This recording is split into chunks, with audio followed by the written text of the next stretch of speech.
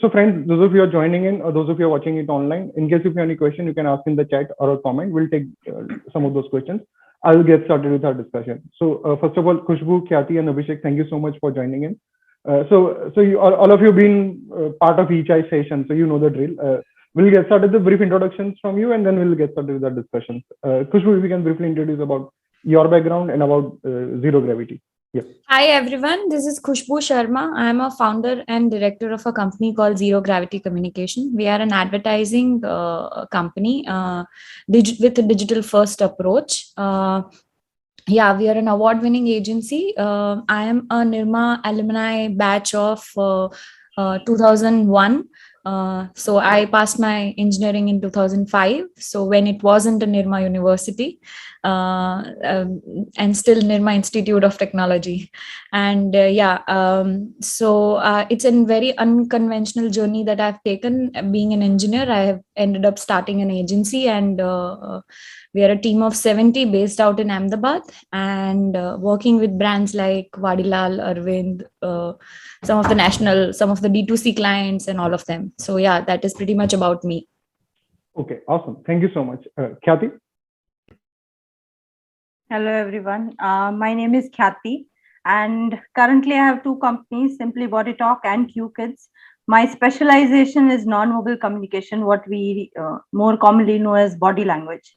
So whatever we do, it's all around this subject, right from coaching, consulting, training, lots of different things that we do. But the whole idea is how can we use body language to improve our personalities, our careers, and our leadership qualities. That's what we do. And I'm based out of Mumbai, but we've got like right now international presence. So that's the way it is.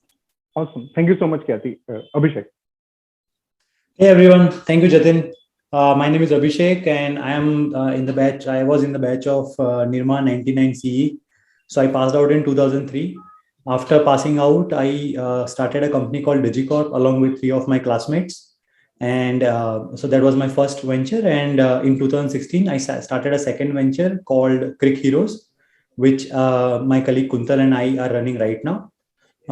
Crick Heroes is a cricket application for the grassroots cricketers. And we have more than like 10 million user base right now. And more than 200 cricket associations are using Crick Heroes as their official scoring platform.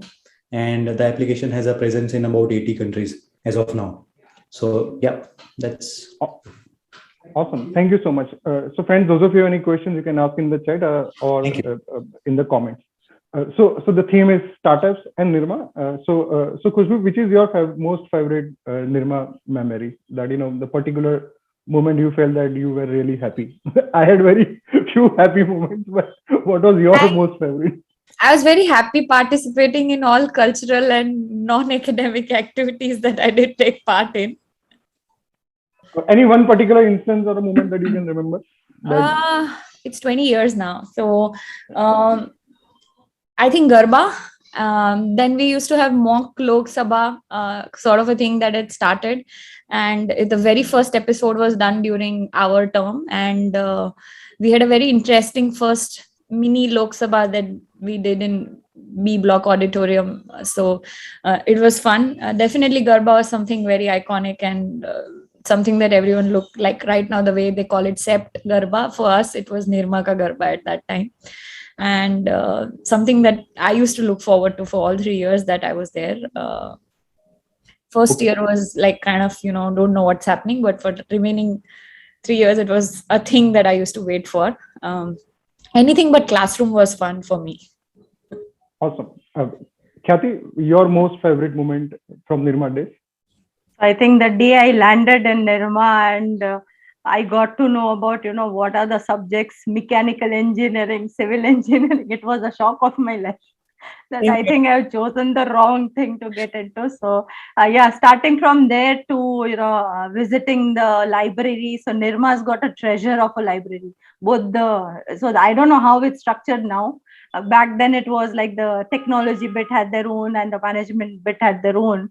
And I picked up a book there, which became like my career right now. So I owe all of what I do to that one book, which I read in the library. So yeah, that's the most memorable moment for me. Okay. Abhishek? Lots of them. Mainly, one moment I can remember very clearly is when we won the cricket match against our seniors. So that is definitely one of the most memorable moment for me. Apart from that, I also remember a lot of memories from of our first year, because at that time a lot of us did not know each other. So that was also a very unique, strange time to get to know each other. I also remember Garba, as Kushbu said, it's one of the signature events, at least at our time, Nirma, the Garba, which used to held at Nirma. Um, yeah, most of it, like mostly memories like this. Nothing in particular which stands out as of now. But yeah, I love going to the college mainly because had fantastic classmates, fantastic batch. Awesome. So my favorite was that when we won the Nirma Cup, and that is when I thought, okay, now I at least belong to this place. But till then, I always used to feel that, and probably I don't belong to this stage. But being part of the cricket team in our class, that really helped me sail through those 4 years. So I'll ask you Nirma related questions to begin with, and then we'll get to your startup journey. So Khushbu, which particular experience, skill set you learned during your Nirma days, which is very relevant for you in your entrepreneurial journey? It very much stays even today relevant, is preparing for last moment, those semester exams where you get 1 month to prepare, but you eventually prepare in the last night. And I still do it many times when I'm like, rushing for a pitch presentation, and my team knows that, the last touch up is going to be happening on the car only, on the way going there. And, a lot of people now, really come and tell me, or at times my husband comes and tells me, this is very bad thing you have, you just wait for the last moment to get it done. I said, I think I picked it up from college and it's just not about to go. And every semester it starts, I used to think that this time I'm going to make sure that I'm diligent from first class onwards. I'll make sure that I have my notes done. I am very thorough from the first class. I don't pile up things, but it's always the last moment. It's always the canteen where you're finishing the assignment 2 hours before the submission, or raat jaag ke, you are finishing the whole syllabus or something like that. It's just, and in a way subconsciously we knew that we could manage, so we continue doing that, and we still continue doing it. So it's a skill as well as bad habit that I picked up from college, and it still continues. Okay, awesome. Khyati? So my journey, right now what I do, it has not much to do with the stream in which I specialized, which is information technology. So after that I did finance, and then something very different right now. So the whole idea is sometimes you wonder that what did you do and how is it even helping you. But every time, whenever the world is evolving, digital, I mean, everything that we know right now needs technology. So while I'm not the one who's doing all the coding or making my website or whatever little it takes, but the whole idea that you have a background in technology, and whatever little I remember from my books, not the first year, I want to delete that out of my life because of the subjects that were there. I just didn't connect with any of those. But yeah, second year onwards, all those subjects, they all just keep coming back again and again, because we have to use technology no matter what we are specializing in. So that's something which I think has helped me, and I keep advising no matter who comes up for this career guidance once in a while, that you should have some knowledge of technology. So that is okay. Awesome. Abhishek? Yeah, I'll go with Khushbu's answer actually. Today only we had a strategy meeting, company-wide, quarterly. We call it strategic timeout at Crick Heroes. It's a cricket term, as you know, but essentially it's a quarterly meetup. And every captain, so we call our leaders captains. So every captain has a presentation, and of course I have to present at the last. So my presentation was not ready. I literally had to wing it actually during the event. So, but the only reason, of course, we can do that as whoever has started business, is because there is a years and years of practice of doing it again and again, right? So yeah, I think that is definitely one skill which we have picked up. I guess most of us have picked up in engineering college. Yeah, that is true. And apart from that, I guess the way as Khyati said about technology and all. So again, every single day you are faced with some or the other challenge in terms of technology and all, and how to overcome that challenge the engineering way, right, is something which is kind of inherent now.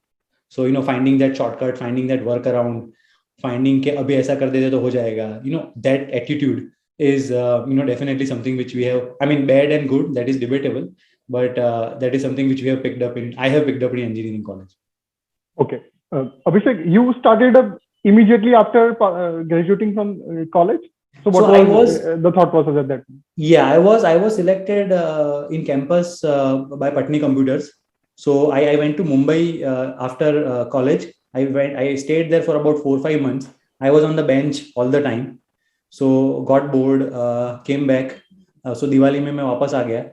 And then also did a job in Ahmedabad for about 2 months. But quickly I realized that this is not for me, not working out. And fortunately, I got a project, or at least project inquiry from one of our relatives saying there is some kind of software which they have to make. So I convinced my friends who were also doing some or the other job at that time to work together with me in that particular project. So that's how the journey of DigiCorp started. We had our day jobs, and in the night we used to do coding. And after about a couple of months, we realized that this is not going to work out. Either we have to keep doing our job, or we have to quit and do this project. So we started formally announced the company in January 2004, and I passed out in June 2003. So this has been the journey in between. Okay, awesome. Khyati, you did master. So what was your journey from graduating from Nirma to eventually starting your business? I think I didn't mention in the beginning. So I joined Nirma 1999. So passed out in 2003. And then I went on to do my PGDM in wealth management. That was 1 year after that. So all of us, who want to give CAT, once you give by fluke when you are still studying, after that you sit down 1 year and just prepare. So I was one of those who just sat down and, prepared for the exam and gave that exam and all. I don't know, I'm not very good in terms of aptitude for math, etc. So I landed up with SP Gen, the global wealth management. I did that from Dubai. After that, I joined TCS, like Abhishek, bench. I joined as a business analyst, but hey, even business analysts get to do bench. So I got bored. Then I got transferred into TCS Treasury. That was good work. Currency trading, their pension fund management, their cash portfolio, all that I did. But then I realized that, I have to, because this was a dream from the beginning that someday I will have a company of my own. So my mother-in-law had her own business. So I thought, it was 2008 and I could see that crash coming because we can look at the P&L of the company, right? So I could see that the way it's red, I don't think, I'll make money being in finance. So I said, this is a good time to start out. So I joined my mother-in-law, and 2 years I worked with her. And finally, I realized that, okay, I have done good mentoring. And in fact, that's some advice for everybody, that you should actually mentor with somebody. It's like a gem of experience. So I did that, and then I found my calling. And obviously, I did some mastery in this with an FBI agent. But I started my company in 2013. So it's been different things, trying out and canceling out what doesn't work till you find that, okay, this is definitely something I want to do. And then you just stick to it. That's how it went for me. Okay, awesome. Khushbu, what was your journey from graduating from Nirma to eventually starting? Like Khyati said, it's like sort of a journey. It's a discovery. For me, I think engineering was initially I thought it's a mistake because my father is a doctor. So he asked me, our time, the admission process was like, everybody gets central list and then you go with one parent inside and, whatever is till your roll call comes, whatever is available, and then you have to pick from that. And I had MBBS and engineering as two early options, and my father was very keen, and I was like, I can't study for 10-12 years, I'm done with it. I'm sorry, I've seen enough medical books, I've lived in hospitals, I don't want to do it. So he said, okay, then next is engineering. So I said, I want to do civil because I'm very good with drawing and I love art and all stuff. So he said, civil is not for girls. So computer is for girls. I said, what do you do in computers? I didn't know, he didn't know. We just ended up because computer is for girls. That's how it was. And we eventually, computer was full. So they gave me IT and ended up in IT. So that's how I landed. And then, like Khyati said, it was a shock of my life. What am I doing with material of science? Why am I doing metallurgy? Why am I having in front of an open car to understand how ignition work and boilers? What is this? So it was, first year was a disaster. I kind of, like, from being a topper in 12th to becoming the last bencher and the dhakka maar ke pass hone wala in first year of engineering student. And I think Khyati knows me very well from those days. Completely lost out. What am I doing with my life kind of a kid. And so engineering was very much like not so happening student after 12th. And then it was like, chalo, get it done with. Parents will say it's happy, good to have shadi ke card mein BEIT. That's how it's going to be. And so neither I aimed for masters, where in Nirma everyone has barons from the third semester onwards.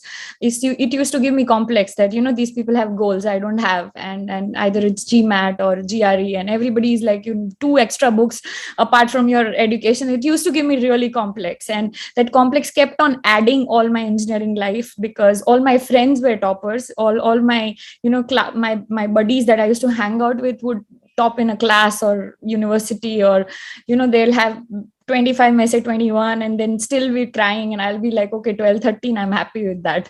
So so that was very, very interesting phase in engineering, where I didn't know what I'm doing. Programming was just not my calling. So I didn't even sit for campus. In a way, I was so much low in my confidence that I thought I could never get a campus placement. And Nirma has a very good campus rate. Still, I didn't sit for any campus because I was too scared to sit and get the rejection. So eventually I ended up getting an internship in Bombay through some references, which was in Larsen and Toubro, and somehow they ended up giving me job also. So I landed up working there. I don't know how that happened. And over the working, the lucky part was I didn't go into technology. I went in strategy and management, though I was not an MBA. And I kind of liked it. I liked making presentation. I liked making whatever we were doing in branding, advertising, marketing, mergers and acquisition. I learned reading P&Ls and some crazy stuff. Whatever came on the way, I did. And that was like first 4 years of learning and absorbing like a sponge was the thing. And then eventually there was a point that, like Khyati said, go and do MBA.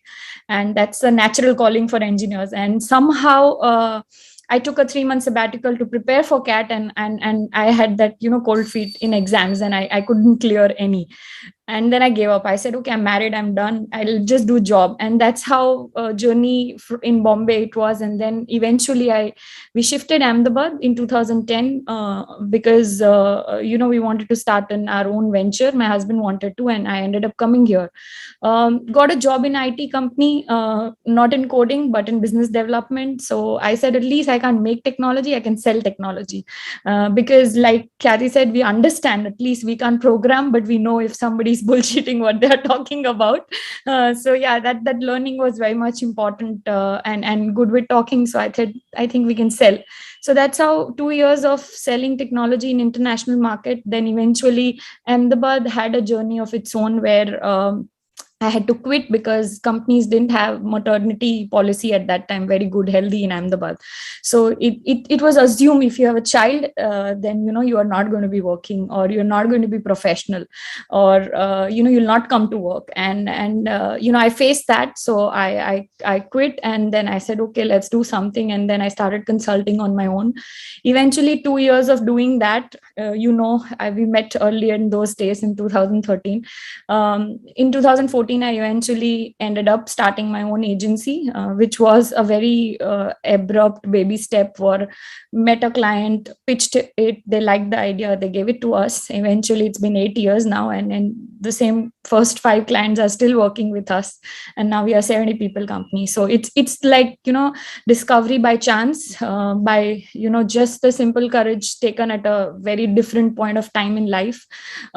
Explored a lot of things. Basically, I came back to what I was very good at, writing and maybe art side of it, which was never explored, because when you're good with studies, in our time, at least 20 years back, it used to be, if you're good with studies, you do engineering or medicine, you don't go in arts. And if you go to arts, it means you are not good with studies. So today I call it, I'm an engineer who runs or hires only fine art students, and I respect it way more than what anything else. So it's a entrepreneurship has been a pure coincidence, pure chance, and pure discovery for me.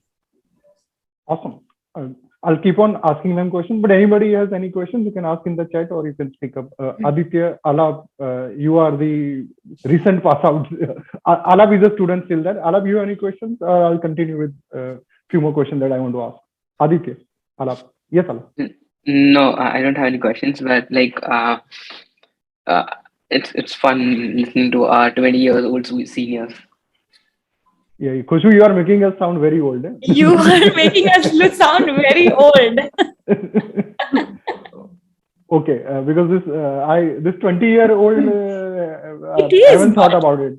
It is, when you look at it, it is. Okay, I have a few more questions. Of course, we spoke about the Nirma days and the journey till starting up. So we'll have a lot of early students who would be watching a lot of sessions that we have done together, where we have a lot of founders who are already running their businesses or have already started up. But many students who would be interested in this conversation that we are having right now. So when you start a business, living a professional career, it's a huge decision. So you had what was your financial backup, or what was that thought process, and how did those early days go? How did you get those early projects? Abhishek, you have a unique journey, like a DigiCorp and a Creek Heroes. But if you can share that, and then we'll continue with that. Sure. No, interesting question, Jatin. I think for me, in a way, I was lucky because I had nothing to lose. As I said, I only had about 4 months of job. And then 2 months of job in Ahmedabad. So I was not in a way very well settled by then. That was one thing. My family was not dependent on my income immediately. That was also of course it was a blessing, and that was the reason I could even think of starting my own company without any background, without any support. Of course, my parents were very supportive of me starting the company on my own, along with 3 of my classmates and all. So all those lucky things, I was very, very lucky in that respect to have those things working out for me during that time. And you won't believe, but we started the company in January. In April, we got our first project from USA, and it's a huge project, right? In 3 months, we have started working on our own product, which was like a biometric solution for attendance monitoring and everything. And we also had about 8 clients by then in those 3 months who were using our product. But of course, it was not generating that much revenue and all, being a product in the Indian market at that time. And we got this huge outsourcing project via reference of my colleague's ex-boss. And then, we got another set of projects from reference of my previous project manager in my previous company. Right. So, once you started, you never know what kind of a journey it will take, I think. And in that regards, I have been very lucky to study with the right set of people, to start the company with my co-founders, and, to have those references early on in our career or in our career as an entrepreneur to get that. So I think, all those set of things really worked out for me if I look back in the hindsight. Okay, awesome. Khyati, you briefly mentioned that, but what was the planning? What was the financial things that you thought of that will help you sustain for initial 1 or 2 years, and what was those early successes? So initially, the first hit that comes when you are making good money, good bonuses and all, and suddenly it all stops, right? The beginning days is going to be more about just putting money into your business. So till you start getting that back, it's a very painful process of just sitting, having no, money hitting your account and keeping on putting again and again. So even when I joined my mother-in-law, it was a running business. I was just taking it to another level. So we could cover the operational costs from day zero and we started making money. That was all okay. But when I started Simply Body Talk, which is what I do right now, so I think initially I waited out 1 or 2 years because I wanted to start out right. Uh, Whenever you start right, you will have that option of whether you want to, either specialize in one segment or you want to build a base in different segments and start specializing in everything. So I chose the latter, and for doing that I needed a good branding. So I think Khushbu is a better person about branding than I am. But what I would advise is you have to, understand what your company is or what do you want to start out with. So I focused on branding first. That's why the first person I hired also was into PR and not into sales. And we did branding. We spent money on that. And then the first client we got was an international client and a corporate, and that also we got for the senior most people in their company. So the training program that we did, and that's how we started. And after that there was no looking back. So it took a good patience and family putting in money, me emptying out all my pockets. Even now when days are dark, I have to borrow from my husband, and that's all okay, right? Because when you are in this entrepreneurial journey, not every day is the same. There will be days when there's lots of projects, there will be days when you are running lean, all that happens. And what also happened is I was doing my mastery in the subject while I was having my company. So that's another thing, that you're learning also and you're working also and you're trying to balance everything out. I had a young kid, so again that was there. But then we started picking up, and I think 2017 onwards is when we really established ourselves. And Q Kids I started in 2019. Now that company started making money from day one. Why? Because Simply Body Talk was already there. So my experience is there, my backing is there. The team which is there in one place, I can just borrow them and make them do other work also, right? So that's what happens, that there's an initial fixed cost that happens, and then there's this maintenance cost that keeps coming up and going around. So yeah, roughly that's how it happened. And once you start getting business, repeat business is not a big issue if you can handle the fineness of the work that you do. So yeah, that's about how it started out. Awesome. Khushbu, for you, that tricky period, how do you manage finances, or what was the plan? It was very different, nothing like what Abhishek or Kathy had. So we already had a business which was bleeding out, or which was a retail business, which so I was kind of supporting at that time with my job. So when I went out of the job, I could not take that liberty of not making money. So in consulting time, I used to do like two shift of work to cover up my expenses and all. And eventually I ended up working with somebody who didn't pay me. So that led me to start the agency eventually. So it was unprofessional behavior of somebody that I worked with, and ended up losing big money. And then I was like, okay, fine, chuck it, I'm not going to work it for somebody, I'll do it myself. So initially there was this thing that if I don't make money, then what? But then it's a servicing business, so we're not putting in investment, we are kind of getting a client first and then hiring the team later. So I had 1 or 2 failed attempts at doing it, but I had to keep my house running and I had to have the earnings going on. So I always had that check that if nothing, I will have few accounts or few clients that I'm individually consulting and at least making up for my salary, kind of a thing. And when I started the company, that time it was like after 2-3 times doing it with wrong approach and all. When I did it on my own in 2014, it was a very basic step where there was zero expense. I had 10,000 worth rented office. I used to work, no laptop, nothing for myself. I got my first client who was a very big brand. So I took the contract, went to the bank that we used to work with. I asked them that, see, I have an annual contract. Can you please give me a basic working capital loan of 1.5 lakh to buy 3 machines? And that's how I started. So and till today, after 7.5, almost 8 years, we are are operationally profitable, because somehow the whole startup of scalability does not work in servicing business. So we are not product company. We can't go, overnight into a 10x 15x valuation. We are a servicing company. We have to go step by step. We are a 70 people team right now. We just started our office in Bombay last month, and hired 2 people with a very big fat salary, and that has been done after 6 months of planning, putting reserves for their salaries, knowing that they will not be making revenue in just first 3 months. So that's the approach that I've been using from the day one, and have grown the company like that. Unless we make a product or we make a service that is wide scalability comes into the picture, our business model is very different. So it's always been profitability, and right scaling up at the core of growth of Zero Gravity. I've added 2 more directors into 2020, which is adding the whole growth to the company at a very different level.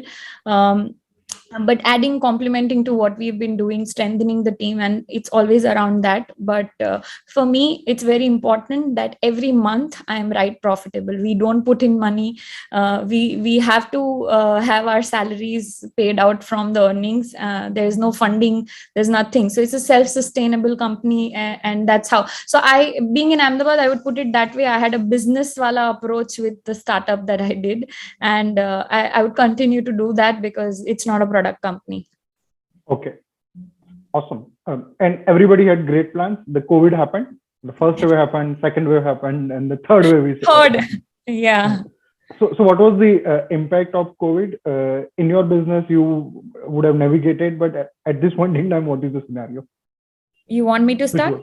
Yeah, this time we'll start with you, Khushbu. Yeah. So 2020, when I went in 2020, I had first time, because I worked with McKinsey while I was in L&T, and we had lived through those fancy, strategy presentation, roadmaps, plan.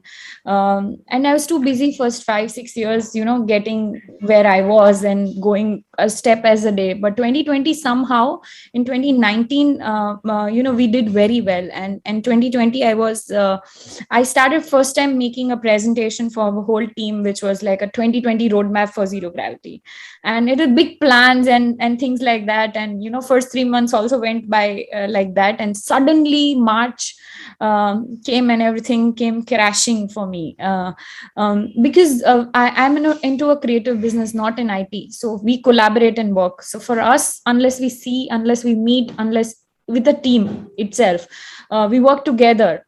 So for us, it was very difficult to have, that time we were 40 people. So to have all 40 of us working from home, machine nahi chal raha hai, light nahi hai, ye nahi hai, wo nahi hai, kaise karenge? And then suddenly, when the cost cutting comes in, we are again a non-core operations marketing. So the cost cutting is always like agency ko mana kar do, marketing spend band kar do. And so we almost lost 60% of our business in March 2020. But luckily, the good part is, because we were digital first agency approach from the beginning, somehow we became Facebook marketing partner, and we were the only agency in Gujarat which became Facebook marketing partner at that time.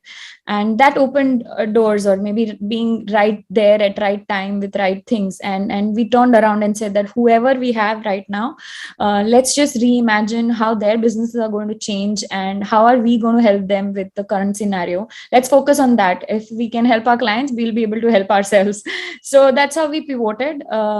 So there were almost every week 2 new pitches that we used to make to existing new client.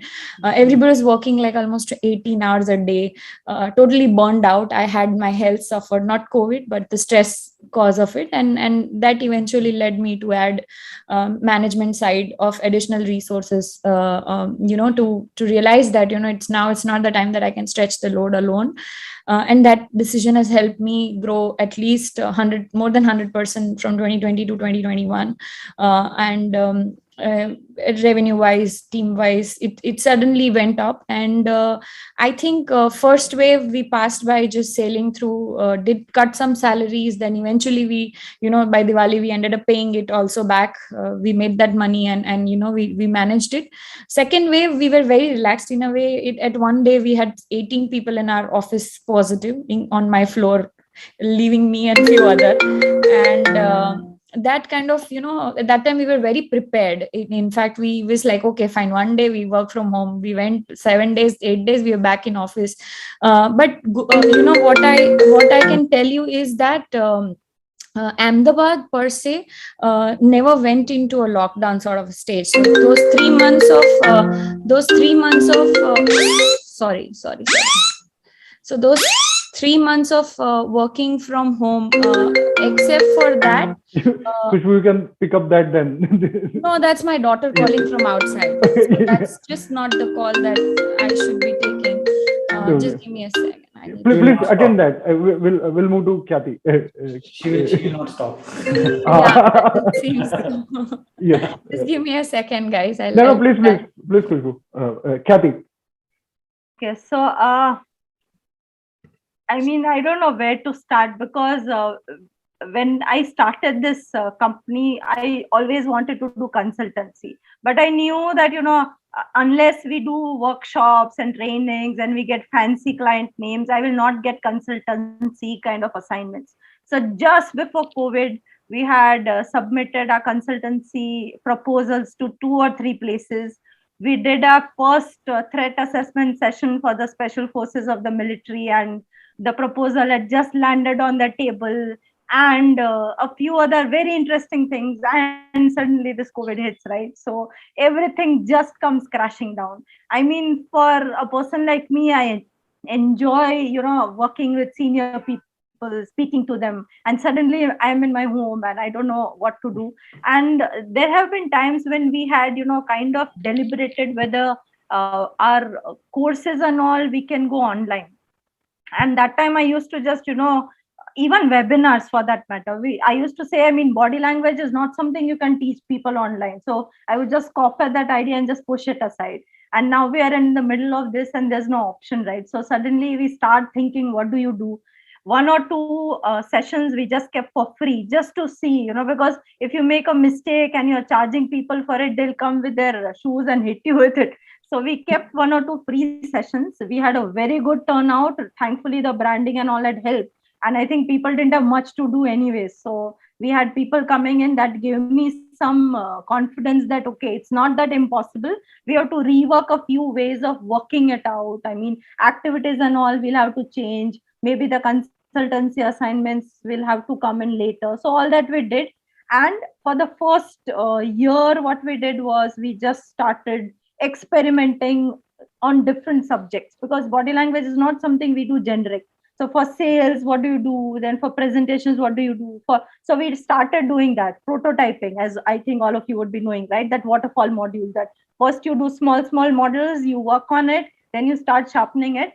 So we had that gap. See, as an entrepreneur, I think one of the biggest things you have to do is you have to predict what's not come, right? What's going to come. If you can understand before that, then it helps. So somewhere I knew that, okay, probably after October, we'll have that gap when I can call people into office and we can start working. Because in Mumbai, the state was bad. Still the People same, right? were demotivated. We couldn't go into offices. We couldn't even travel on the roads. People need to come in trains. I have people who travel like 2-3 hours every day just to reach office. I cannot ask them to come, right? So we did this, that, we prepared all our modules and kept, and as soon as the first wave was gone and before the second one hit, we started shooting out of our office. And that worked out well. We had around 2-3 modules done, then the second wave comes. So again, what we did is, okay, training assignments I'm not getting, but thankfully media doesn't know what to do. So they start coming, okay, give us your quotes, give us some interviews, and also you get some or the other coverage happening. And because of that, we started getting coaching assignments as well. So till now, people wouldn't want to do anything online. Now we get, very senior people, all okay, even out of India. I think the whole idea that Indians can also deliver, that suddenly the doors become open. And the way I look at it is, so we have a lot of things happening. We've released things. You have to adapt, right? So that all has happened. But somewhere this whole thing, the way it turned out is that, 2 years of germination is what I would call it, because now the whole world is open, right? Canada, US, Dubai, everywhere we've been able to make our mark. Why? Because now people know that, we can do things online, we can train our staff online, and it's absolutely okay. Until yesterday, they would have to cover your cost also. So that all is out of the picture. And because I had two businesses, right? I had Simply Body Talk, I had Q Kids. So thankfully, we started Q Kids just before this COVID had hit. So it wasn't a brand that started in this whole, sea of children's ethics coming up. We were there before. And again, we could predict that, okay, if we can, shift our modules online, children had nothing to do. Everybody was sitting at home getting bored, schools were shut, nothing to do. So when Simply Body Talk didn't make money, Q Kids was, rooping in a lot of cash. So it could balance out somewhere or the other. Now kids are all bored, so we are thinking a lot of new ideas are coming up, but now we've started picking up on Simply Body Talk. So there somewhere, we've kind of seen how I can dilute the risk that I'm taking and manage it out. And third wave, just before it came, we had 2-3 proposals, very good proposals, almost all signed, and then this hits. So I don't know, we're still coping up with that. So Yes, absolutely. Thank you so much. Abhishek? So two different experiences. Digicorp, as a consulting company, it was easy to shift as a work from home company, comparatively easy. And we have seen revenues increasing in these 2 years. So I think, it's a different story for Digicorp. For Crick Heroes, of course, it hit us very hard because people stopped playing cricket, a lot of them, right? Which is in a way directly hurts Crick Heroes business model. And so we faced a lot of challenges in 2020 in the first wave. We had to cut down salaries of everybody for about 2 months just to elongate the runway. Fortunately, at the end of 2020, I was in discussion with a few investors already. I was able to raise a bridge round at that time in 2020, and settle down few things, start growing again somewhere in December, January, February 2021. I'm talking, and then March 21 once again this thing hits. But by then I have already started discussion with another strategic investor to raise one more round of funding, which they basically, they did not back away from their commitment, which was a great thing for us. And, finally, I could close that round and, be back to normal. But in terms of, in terms of revenue and in terms of growth, we definitely took a hit of about 2 seasons, 2 years at least. So right now, and hopefully we will not be taking the third year hit. Otherwise, right now we are like a 10 million user base. If we had this full 2 years, I think it would have been a completely different story. Probably we would have hit 20 million or something. So definitely that is one hit which we have taken as a business. But still, we are in a good stage right now. Okay, awesome. Thank you so much. Those Sorry, of you, I had cut it out. Yes, that's fine, Khushbu. Now it has become the part of the work from home experiences. So this is not an odd experience. This is in line with what we could expect. Yeah. We expect your daughter jumping on you. So surprisingly, the 5-year-old is calling me on FaceTime from her gadget repeatedly just because she wants to say that, I need something from the fridge. Can I take it? So it's that as silly as it gets. Awesome. Those of you who have any questions, you can raise your hand. I'll have you speak up. But this is something what we do at our panels, is have panelists ask questions to each other. And this is our first. So I also want to get newer set of questions for this alumni series. So Khushbu, what would be your question for Khyati and Abhishek? It could be the same one or it could be the different one also. I think for Khyati, we've had one of the sessions with her. It's been amazing, to get the kind of insights that she got. And we did something very interesting where she analyzed few of the visual language on advertising, visuals, how on the visuals on ad really convey the message and all, which is very different and something very interesting. So really, I look up to her articles and I keep reading that on LinkedIn. So it's a good content material that she keeps sharing, as an insight. And sometimes I read it and I think, did I think it like that or not? So my question to Khyati was that you have the basic core as a service. do you intend to kind of, if given an option to you, would you scale it up as a service, or would you kind of take or make it into a module and go with something like Udemy or EdTech or sort of online education training platforms, and make a brand for yourself or something like that? Where do you see yourself maybe in 5 years, 10 years down the line? Khushbu, the issue is that, like you said, right, if you just stay in service, what happens is every employee that you take in, that's your biggest cost. So that's why, constantly this has kept on being in my mind, because I keep on, reading up a lot about other entrepreneurs and all. How do you increase the lifetime value of your customer? Right. So that is always there in the mind, because we spend a lot. I mean, one person just going and following up with people and getting them in, and then just one project and they are out. Like your case, it's not a recurring project if we are working with personal clients. So it has to be a balance. That's why what we did is one module which can be scalable, where I don't need too much of staff and it can keep on multiplying by itself, which is why we have online platform both for Simply Body Talk and QK. It's very different in nature, but it's there. And then we have in-person experience. My ultimate aim is where I can get high-end consultancy, where I'm and one or two of my core members, we get good money and we can sustain the rest. But it's all a dream, right? Those consultancy assignments come once in a while. So it's always going to be a good balance, because we have to look at being scalable. Unless you do that, you can't be very ambitious. Then you have to stay on the ground, which is not where you would want to be. Right now also, if I take a break, like from tomorrow I'm going on a break, there are 1,000 things still to finish. I don't want it like that. If I want a break, my company should still keep on making money. So that can happen only if you have some product which can keep on multiplying. Obviously, the experience that people get out of something which we do, which is, actually it needs training or coaching and in-person experience, but I'm trying to make it into a module which people can just take by themselves. It's going to be difficult, but with the right kind of tweaks, it can be managed. So that's the way I'm looking at it, as a blend of both product and services. Okay. I think, Abhishek, I want to ask that, how much of your time that you spend between two companies, how do you manage that? Because I try to create something of a product of my own, and I almost give up every time there is a priority at Zero Gravity. And it's just there, hoga, main matlab karungi. And so I get it, like you have to literally leave the service part to focus on the product.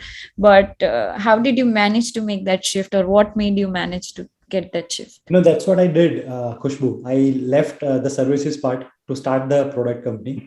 Because before that, I had tried about almost 10 times. I also written an article for this, where all our ideas and how did we fail in executing all those ideas, and why did we fail. So I've written an article just so that I don't forget those failures. But yeah, the only way you can do it is you have to leave the services to do this. And that's what I did. So from 2016, I am not actively involved in DigiCorp at all. I am completely full-time on Crick Heroes. Crick Heroes has its own team, own company, own investors, everything. So like out of 4 of us who started DigiCorp, 2 like Kuntal and myself are focusing on Crick Heroes full-time. And Nachiket and Sanket are still actively running DigiCorp. Okay. So yeah. So it's shift.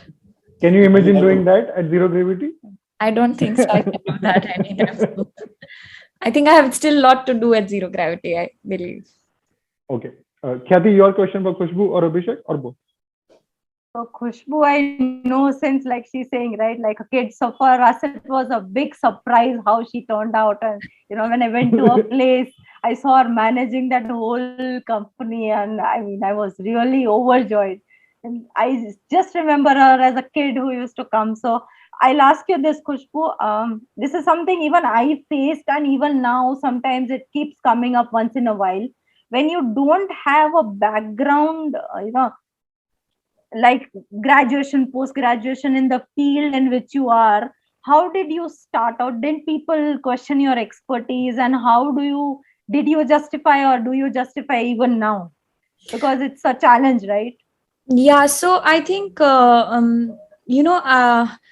So I'll put it a little elaborately. So what I did was, at least I know technology. I did know digital. I knew digital even before the social media took over the storm on digital marketing. So I used to do that, but I didn't know at all mainline. So when my first job, I had one creative director from DDB Mudra, and I learned like a hungry kid from her, like, what's mainline. And I think in just 4 to 5 weeks, I knew it all, like, basically karte kya hai. So then it's always about idea and a brand. And there is a one thing that I learned on the job in L&T that stayed with me, and I still believe that all the boring things that I've done in my engineering and my first professional years have culminated to make me what I am today. In today's date also, 4 or 5 hours of sitting in those strategy meeting at L&T, listening to the 50-year-old seniors, Mr. Nayak, for so many years after year. One thing I understand is business. So one gap that I found in the current scenario was that in advertising, folks only focused on creative campaigns, winning awards, claiming their work, but nobody bothers about clients' business. And that's the biggest lacuna, because if you look at typical advertising guys, they are a little bit full of themselves, and they like to carry themselves as like, I know it all, and it what I say is the way. And there's a totally reverse approach that I thought was needed, because luckily I started from Gujarat, and I worked with first-hand entrepreneurs. I worked with people who have built businesses. I've worked with people who sell without advertising. Like they'll say, "Mereko nahi chahiye." And how do you convince that guy? So it's not about idea, it's about understanding him, his need, his business. And this is the gap that where I felt there was a very big lack that was there. So I didn't focus on my weakness, I focused on my strength. So I would ask that you don't so have a background in this subject, so how will you be an expert at giving me a service which you don't have a background? I'll tell you something. Having 8 years, at least 8-9 years in this industry, and almost having worked with more than 300 brands in that 8 years, nobody has asked me as yet, because Then you got saved. No, Khushbu, in the reverse, what I did was I used to go with very detailed preparation. So even today, we are known for the kind of pitches that we make.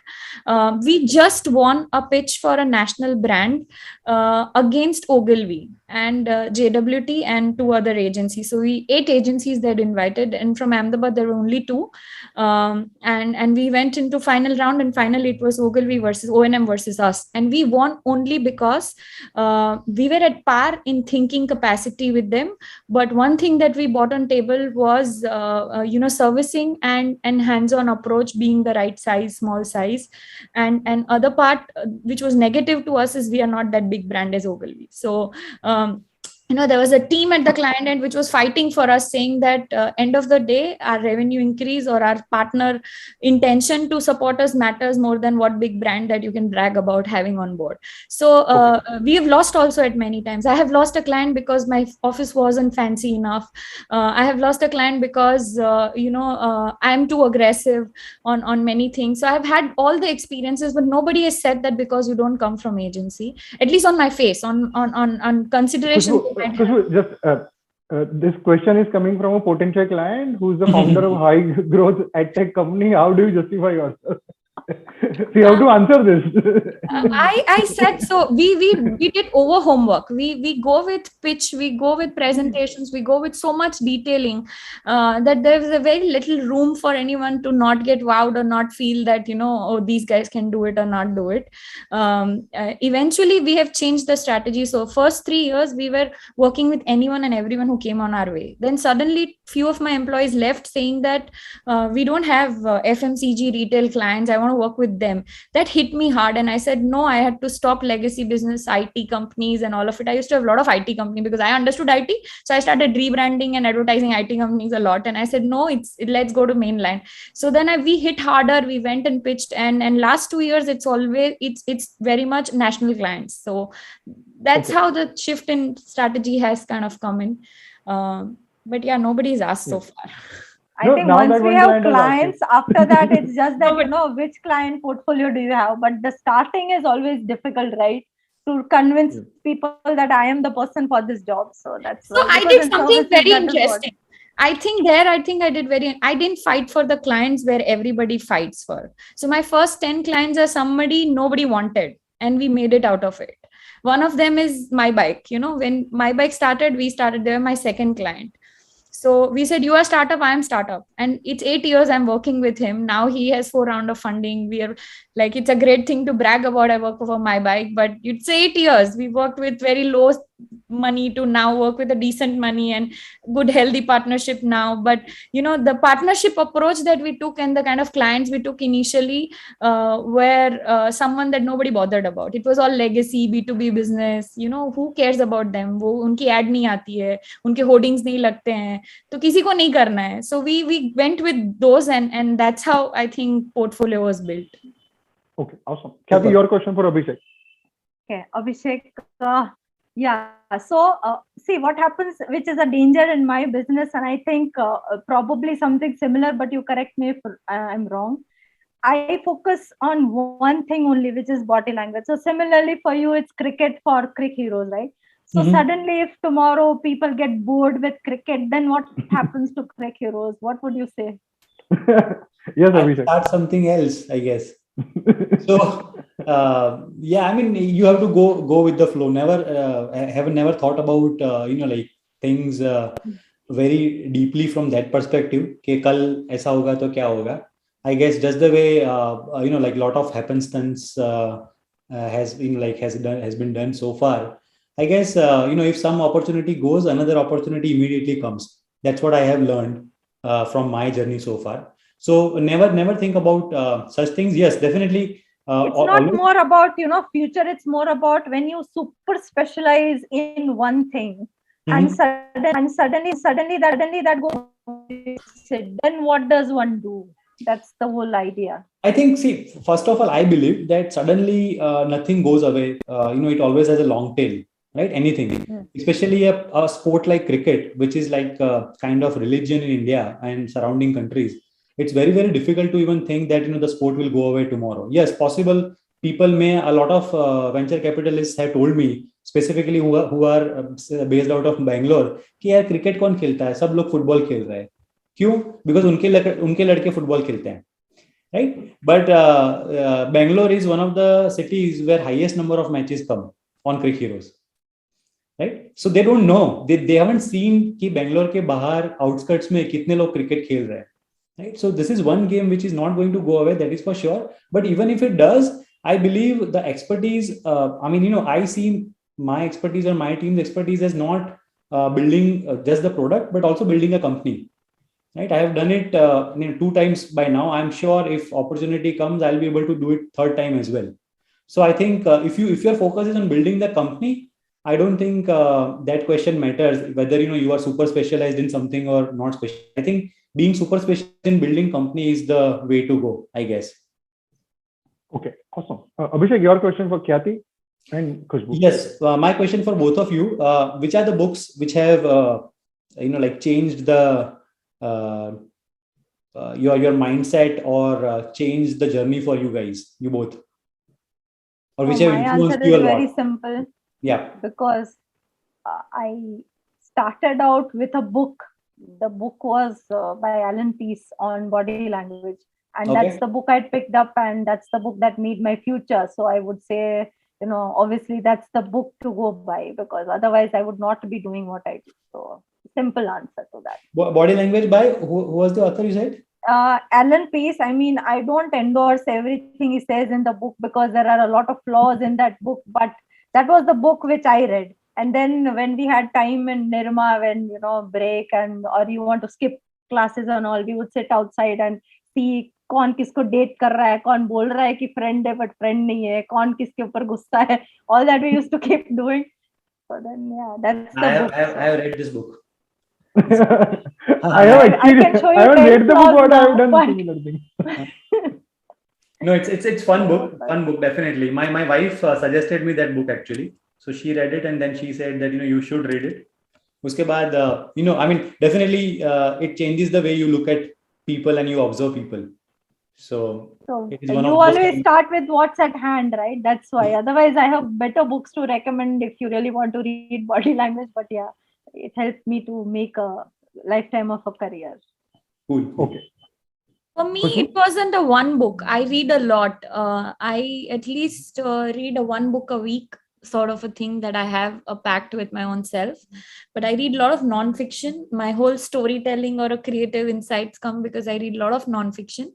But lately I've been reading, I read a lot of fiction. So lately I've been reading non-fiction, and one book that I'm reading currently, I was just trying to get it, but the title is outside, is Netflix culture. Somehow one of my colleagues suggested, and I am right now actively in a way, implementing a lot of things culturally. No rules. No rules. So I've just finished 2 chapters, and in fact this year's email to my team had a lot of things from that, and because I believe करने के लिए हो जाता है. This is what now my director, partner, and my husband, so I think I have this chaotic, disruptive attitude to things. I go in it and then think about it.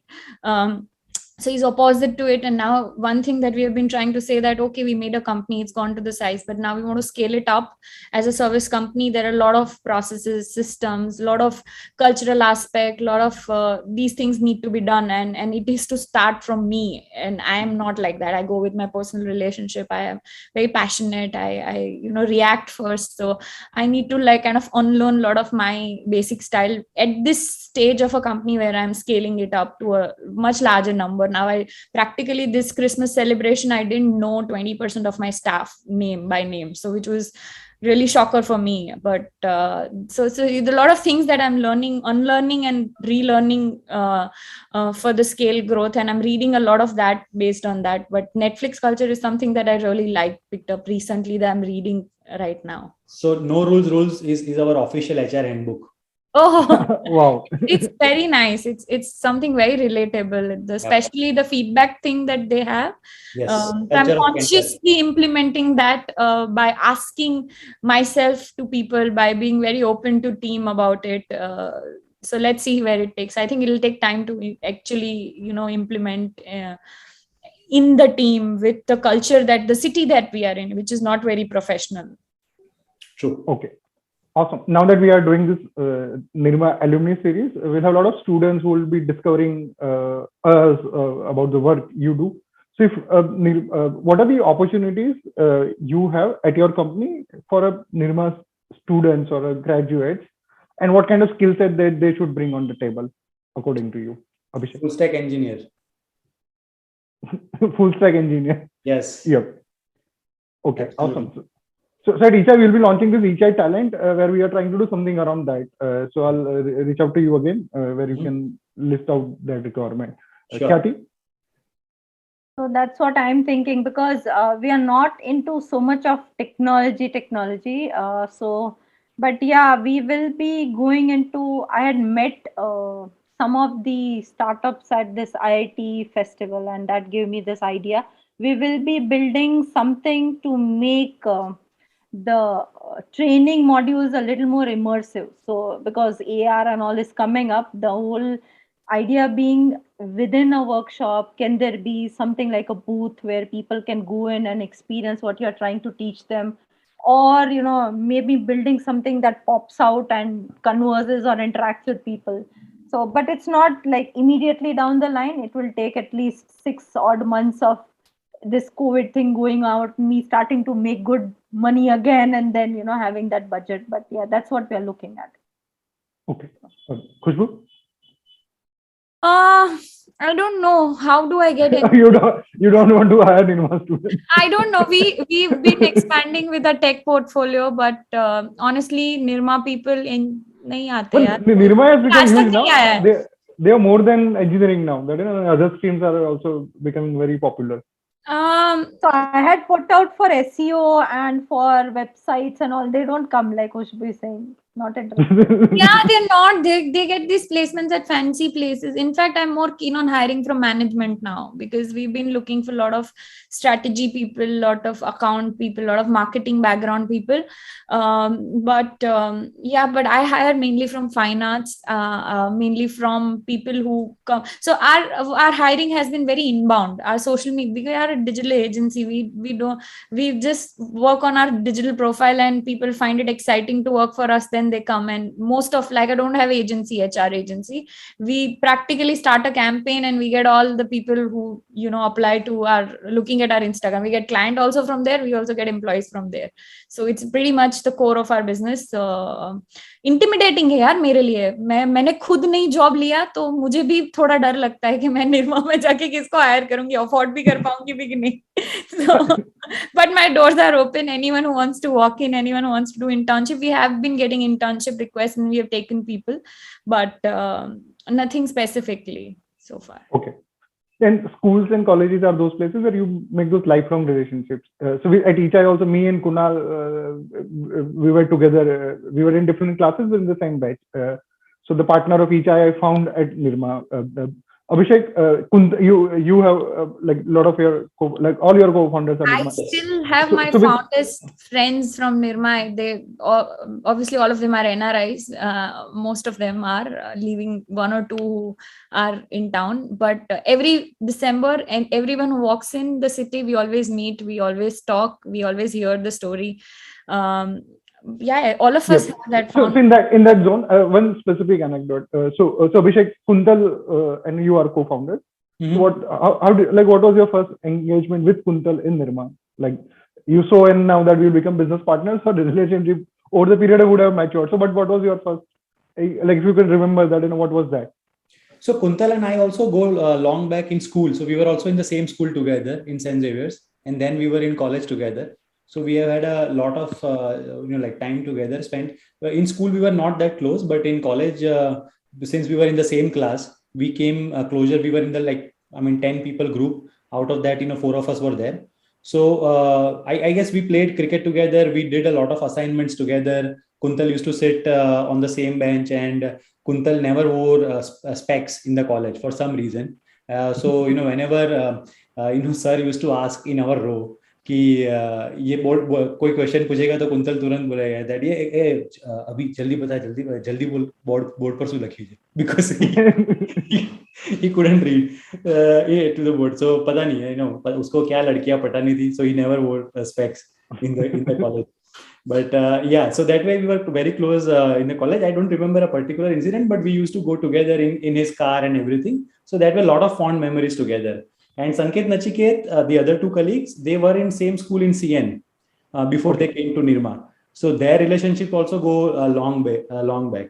So that way, we were fortunate enough to know each other for a long time. And in college, all of us were in the same group. So yeah, a lot of happy memories together. Awesome. Kathy, any business cross-section that happened with Nirma alumni in your business journey, or how did you nurture this relationship? Business with Nirma, it's not really. I am out from Ahmedabad since 2003. After that, I only come there for Adani when we. आपको America जाना पड़ेगा उसके लिए.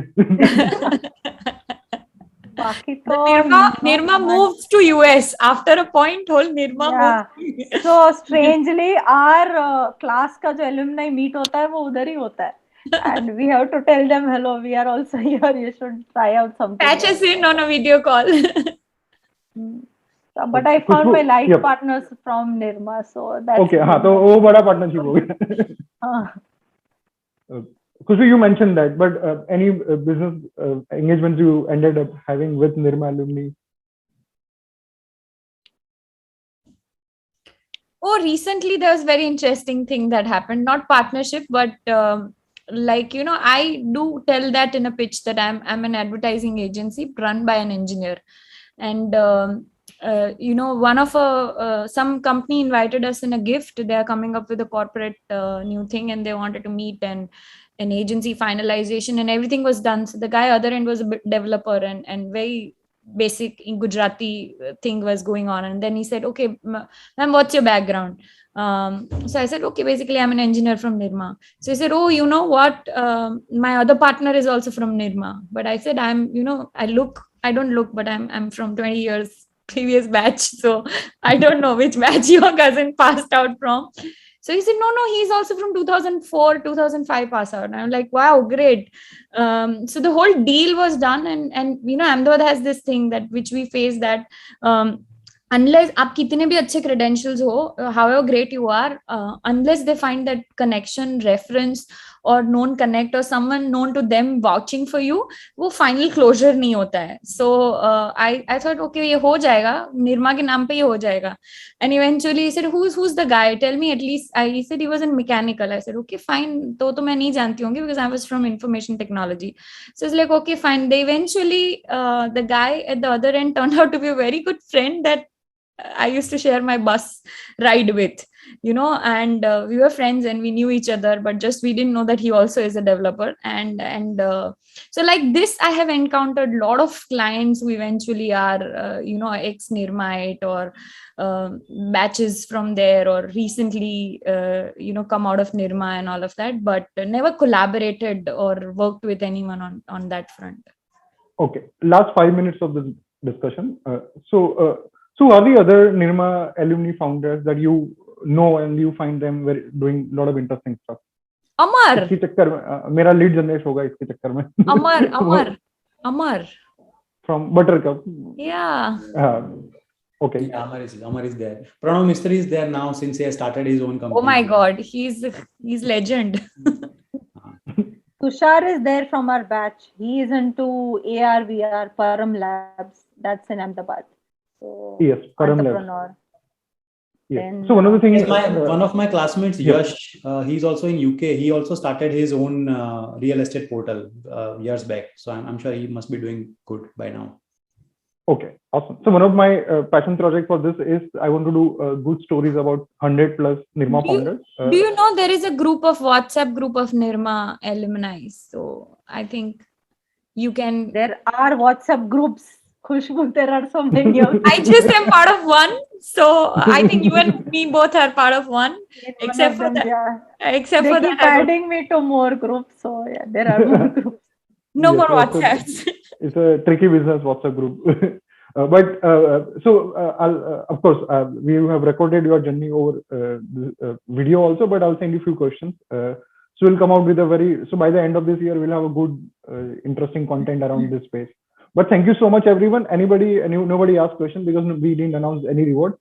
So next time I should have announced the reward for the best question. But Alab, Aditya, thank you so much. And if you're listening, can you just pitch in and give any concluding remarks? Thank you so much for mentioning me. So, funny thing, I'm still waiting for 2 brownies of good questions I asked a couple of weeks back. Yes, and I'm supposed to give that. Ala, but you have to come to CI next. Yes, for I that. do. Thank you so much, guys. It was fun talking to you. Yes, I'll reach out to all of you if anything comes up. And thank you so much. Awesome. So, but thank you so much. And the last one that I had asked all of you earlier also, but I'll still take this opportunity to ask you again.